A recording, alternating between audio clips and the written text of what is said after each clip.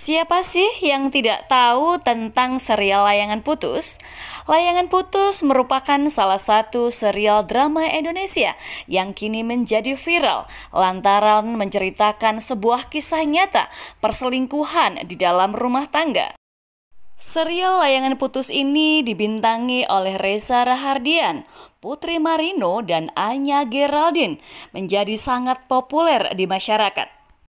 Kisah ini diangkat dari curhatan seorang ibu 4 anak yang diselingkuhi suaminya dan dilakukan di Facebook dan viral pada tahun 2019. Nama asli Mami ASF adalah Eka Nur Prasetya yang mempunyai suami seorang pengusaha dan juga YouTuber dengan kanal YouTube Amar TV yang tega menyelingkuhinya dengan seorang selebgram muda yang sangat cantik. Untuk tulisan curhatan hati Mami ASF ini sudah dihapus dari Facebook. Akan tetapi ada beberapa orang yang sempat mengabadikan tulisan curhatan hati Mami ASF ini. Dan itu sudah beredar di media sosial. Dan kali ini saya akan membacakan kisah Mami ASF dalam curhatannya di Facebook yang menceritakan kisah perselingkuhan yang dilakukan suaminya kala itu. "Mami, aku mau kumon habis ini," ucap anak sulungku. Aku menatapnya sedikit tak percaya. "Abang gak capek sayang?" "Enggak kok, kan aku kumon kan, matematika ya Mami." Aku tersenyum mendengarnya. Kita masih setengah perjalanan menuju rumah dari sekolah. Amir, anak sulungku, genap berusia 8 tahun awal bulan ini. Sekarang dia sudah duduk di kelas 2 sekolah dasar. Tahun lalu dia memang mengambil kelas bahasa Inggris dan matematika di Kumon. Namun kami putuskan untuk berhenti mengambil subjek bahasa Inggris karena Amir lebih tertarik belajar di English First, lembaga les bahasa asing yang menitik beratkan pada latihan percakapan menggunakan bahasa Inggris. Tak berselang lama, matematika pun harus dihentikan sebab bertabrakan dengan jadwal sekolah dan kegiatan ekstrakurikuler. Tapi hari Minggu kemarin kudampingi dia mengerjakan PR di buku tematik. Amir terlihat kepayahan dalam menyelesaikan soal matematika. Padahal pada saat masih belajar di Kumon, dia sangat lancar menjawab hitungan sederhana. Iseng aku tawarkan untuk kembali mengambil bimbingan matematika di Kumon dengan catatan berhenti sejenak belajar di English First dengan tidak mengambil term selanjutnya. Selain karena sisa waktunya yang terbatas, aku juga mengkhawatirkan biayanya. Ternyata responnya cukup baik, terbukti dia menanyakan hal ini. "Abang, hari ini belum kumon dulu ya, Mami kan belum daftar ulang. Insya Allah bulan depan ya, doain Mami ada rezeki untuk bayar les kumon ya." Mami gak punya uang ya? Pertanyaannya polos membuat aku tersenyum. Terseret dari ucapannya, dia mengerti kondisi keuangan kami tidak sebaik tahun-tahun sebelumnya. Juga ada rasa ngilu karena apa yang diucapkan Amir itu ada benarnya. Sekarang belum ya. Belum loh, bukan tidak ada. Kalau buat belajarnya abang, Mami yakin nanti akan ada uangnya. Dia mengangguk dan kembali mengikuti lantunan Murtal Ibrahim El-Haq dari audio mobil kami. Pukul 16:55. 45 menit kami berkendara akhirnya sampai di rumah. Kuparkir dengan rapi dan kumatikan mesin mobil. "Abang mandi ya sayang, seger-segerin badannya, istirahat sebentar sambil siap-siap ke masjid ya. Mami mau bangunin adik dulu." Amir turun dari mobil dan masuk ke dalam rumah. Sementara aku membangunkan pelan Arya yang tertidur di kursi belakang. Ku keluarkan barang bawaan sekolah anak-anak yang masih tertinggal di mobil seraya menggendong putra keduaku. Disambut Abi, putra keempatku dari dalam rumah. "Mami!" Dengan membuka kedua tangannya, ia meminta ku peluk. Aku memang mengajarkan anak-anakku setiap kali berjumpa harus saling peluk. Ya, kami adalah tim hugger. Tapi kali ini di dekapanku ada Arya, sehingga aku hanya menyambut Abi dengan senyuman dan mimik bahagia. "Adek, sini sini sini." Kuarahkan ia ke sofa ruang tamu. Kuletakkan pelan Arya yang juga mulai terjaga. Kemudian kudekap erat Abi. "Assalamualaikum sayang." Kuhojani pipinya dengan ciuman bertubi-tubi. "Muah." Ia pun membalas mencium pipiku. Arya yang sudah terbangun kupinta segera menyegarkan diri. "Alman ngaji mbak?" kutanya asisten rumah tanggaku yang sibuk merapikan tas anak-anak. "Iya ibu," jawabnya singkat dan berusaha mengajak Abi main keluar. "Ayo Abi main sepeda, biar mami mandi dulu ya." Pukul 18:09, azan maghrib berkumandang. Alman, anak ketigaku, pulang ke rumah setengah jam yang lalu. Ia bersemangat menemuiku dan memamerkan hasil tulisan Arabnya yang dinilai 90 oleh guru mengajinya. Bahagia itu sederhana.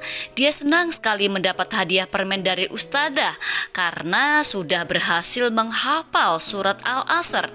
Amir, Arya, dan Alman berlomba meraih tanganku untuk berpamitan, bergegas menuju musola dan berlari. Berlomba siapa yang lebih dulu sampai untuk menunaikan ibadah sholat maghrib. Haru bahagia menyeruak ke dadaku. Masya Allah, bahagia itu sederhana. Musola memang tak berjarak jauh dari rumah, hanya terhalang satu rumah dari tempat tinggal kami. Anak-anak sudah biasa berangkat sholat dan mengaji sendiri. Ini salah satu yang membuat aku terus berusaha mempertahankan rumah ini. Lokasi musola yang sangat dekat dari rumah dan rasa kekeluargaan yang sangat erat antar tetangga di tengah keberadaan minoritas kami menjadikanku sangat nyaman dan betah di sini. Pukul 19:58, anak-anak masih belum pulang dari musola. Mereka mengerjakan sholat isya di sana. Arya memang tidak pulang sedari maghrib tadi. Berbeda dengan kakak dan adiknya, Amir dan Alman memilih makan malam selepas maghrib di rumah. Sedangkan Arya di hari Senin dan Kamis terbiasa ikut berbuka puasa sunnah bersama di musola. Kulipat mukena dan sajadahku, kurapikan tempat tidur kami. Keruduk, keruduk, tuk, tuk, tuk. Langkah kaki anak-anak berlomba menaiki tangga menyerbu masuk ke kamarku. "Assalamualaikum," teriak mereka hampir bersamaan. Masing-masing antri memelukku. "Mami, tadi makannya pakai sate," laporan Arya. "Oh, abang Arya tadi nggak pulang setelah maghrib, makan di musola toh?" Aku pura-pura tidak tahu. "Iya, ini kan Senin." "Oh, iya Mami nggak dibawain sate nih," ucapku menggodanya. "Weh, nggak boleh. Kalau mau Mami ke musola aja besok-besok." Aku hanya tersenyum mendengarnya. Kupinta mereka segera berganti baju, bersikat gigi dan pipis. Kutanya mereka apakah ada tugas sekolah atau tidak. Kompak semua menjawab tidak ada. Jadi kami habiskan malam itu dengan bermain di kasur, mencoba jurus asal-asalan ala Boboiboy, kartun kesukaan mereka yang berasal dari negeri seberang. Hingga waktunya tidur tiba pukul 21. Tak jarang waktu tidur akan tiba lebih awal kalau salah satu di antara mereka mengalami kecelakaan dalam bercanda. Sinyal kecelakaan muncul jika salah satu atau dua atau tiga, bahkan keempatnya menangis. Pukul 22:54. Kupandangi wajah mereka satu persatu, terlelap dalam ketenangan malam. Kuciumi mereka dan terus kubisiki kata maaf. Kuusap rambut mereka perlahan, kembali kata maaf yang terucap untuk mereka. Aku umur 32, perantauan dari pelosok daerah, hidup di Bali sudah 14 tahun. Aku menjalani pendidikan dokter hewan di Universitas Udayana tahun 2004. Pulang kampung tahun 2011 hanya untuk menikah. Kemudian kembali ke Bali karena suamiku bekerja di sini. Suamiku yang kini sudah resmi menjadi mantan. Perbedaan umur 7 tahun bukan jaminan sebuah hubungan akan berjalan tanpa hambatan. Aku resmi menjadi janda setelah 8 tahun pernikahan. Walau aku sudah menemaninya sejak tahun 2005, total aku mengenalnya adalah 14 tahun. Pernikahan kami menghasilkan 5 orang anak. Anak bungsuku meninggal saat kulahirkan 4 bulan lalu. Istighfar tak lepas dari bibir dan hatiku. Kupandangi terus wajah anak-anakku. Kuucapkan maaf di sela-sela istighfarku. Maafin mami ya nak, semua tidak akan mudah seperti dulu. Kita masih belum bisa liburan, camping bersama, membuat api unggun, membakar kayu untuk sekarang. Tapi Allah pasti beri jalan. Pasti kalau kita mau bersabar, kita akan liburan kemanapun abang mau. Lirih kubisikkan ke telinga Amir, kuciumi pelan pipinya. Arya anak soleh, hari Kamis puasa sunnah beneran ya nak. Insya Allah robot yang Arya mau akan ada jalannya, nanti kita beli. Semangat hafalan Quran ya sayang. Mau minta maaf, Arya belum bisa beli mainannya sekarang ya. Kusapu lembut pipinya yang basah terkena air mataku. Tak terasa aku menangis. Mami minta maaf ya adek. Adek kangen Dedi. Insya Allah ketemu weekend ya nak. Doakan Dedi sehat, ada waktu untuk main lagi bersama Alman ya. Kali ini aku terisak pelan. Kutahan sesegukanku karena Alman merespon dengan mengubah posisinya. Aku takut membangunkannya. Teringat pertemuan terakhir mereka. Alman menangis mendengar suara mobil Dedinya pergi. Terakhir Abi, hanya pelukan yang sanggup kuberikan pada bayiku yang masih berusia 2 tahun ini.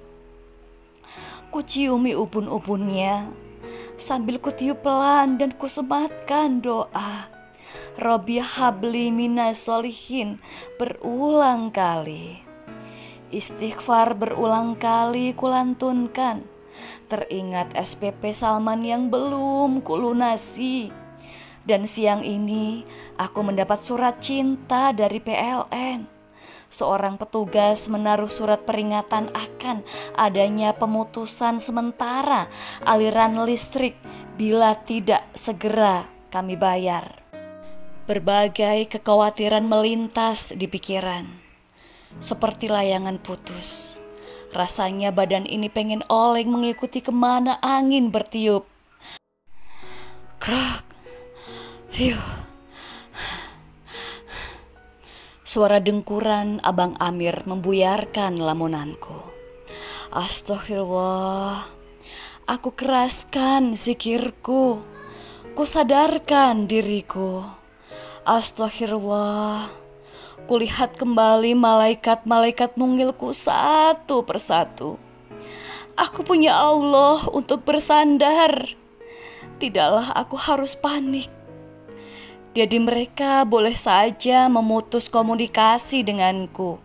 Ibu dari anak-anaknya bersikap acuh dan mencabut segala fasilitas di rumah ini.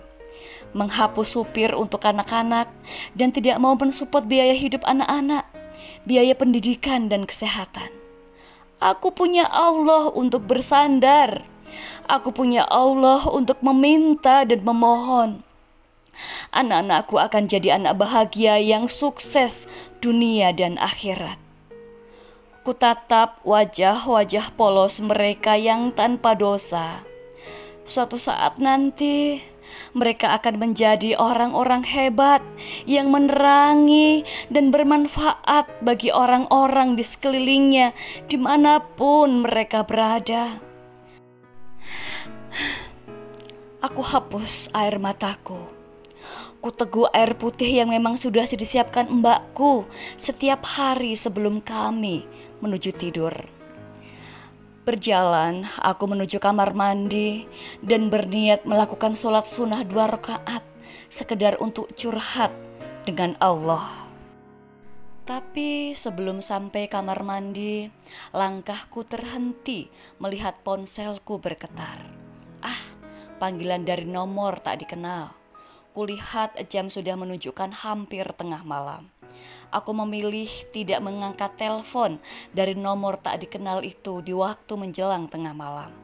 Kulanjutkan menuju kamar mandi. Kutunaikan niatku untuk sholat sunnah. Berlama-lama aku sujud, memohon ampun, curhat kepada Sang Pencipta. Sajadahku basah oleh air mata. Pukul 3:10. Aku terbangun dari sajadahku, tergopoh mendatangi Abi dan mengambil botol kosong. Kuisi segera dengan susu UST yang sudah tersedia di meja samping tempat tidur. Kuberikan ke bibir mungilnya. Seketika tangisnya berhenti. Aku bersiap melanjutkan tidur. Ku cari dulu ponselku karena ingin memundurkan alarm subuh. Aku ingin istirahat lebih lama karena kurasakan kepala ini masih terasa sakit akibat menangis semalam. Nenek, I am coming home. See you next week di Bali. Sambut gue dengan tari hula-hula. Let's start some business. I love you. Isi pesan singkat dari nomor handphone tadi. Ternyata semalam telepon dari Dita, sahabatku saat kuliah dulu.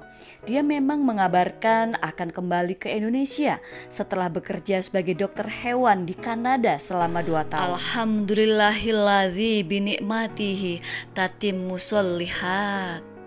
Dita, mungkin bukan jawaban dari segala permasalahanku, tapi pesan singkatnya tidak mungkin sebuah kebetulan. Allah yang maha baik, yang mengatur segala pertemuan dan perpisahan. Melalui pesannya, Dita membangkitkan semangatku. Bismillah, kedukaanku hari ini bukanlah akhir dunia. Dengan menyebut nama Allah, ku peluk Abi yang masih sibuk mengedot botolnya sambil terpejam. Kupasrahkan hidup dan matiku esok hanya kepada Allah, pemilik alam semesta. Demikian tadi adalah naskah tulisan asli dari serial dan novel layangan Putus Part 1, lengkap bagian 1, curhatan Mami ASF yang sempat viral di Facebook pada tahun 2019. Semoga bermanfaat dan kita semuanya bisa mengambil hikmah dan belajar dari pengalaman Mami ASF. Dan nantikan curhatan Mami ASF di part 2 ya, yang bercerita tentang perselingkuhan suaminya. Sekian dan terima kasih.